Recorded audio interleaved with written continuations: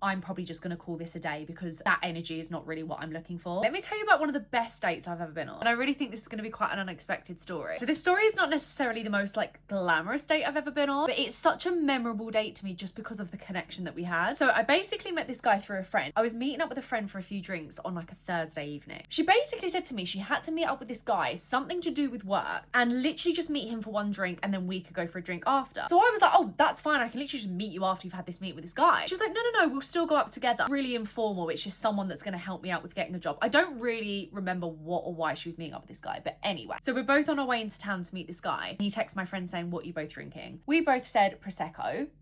That's how you could tell how young I was. I think I was like in my early 20s at this point, by the way. We turned up and he bought us a bottle.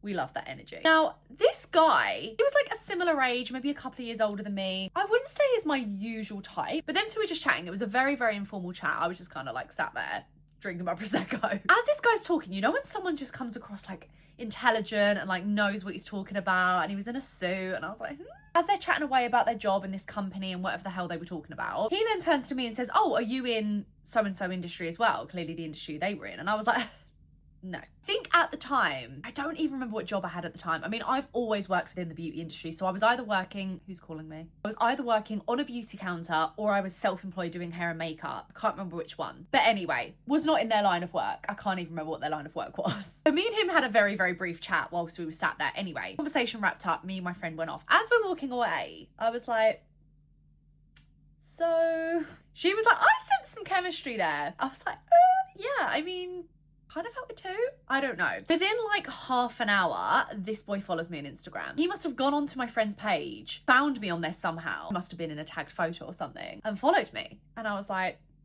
the plot thickens. So long story short, that is how we met. We started talking and then we arranged to go on a date. So now on to the actual date and why it was one of the best dates I've ever been on.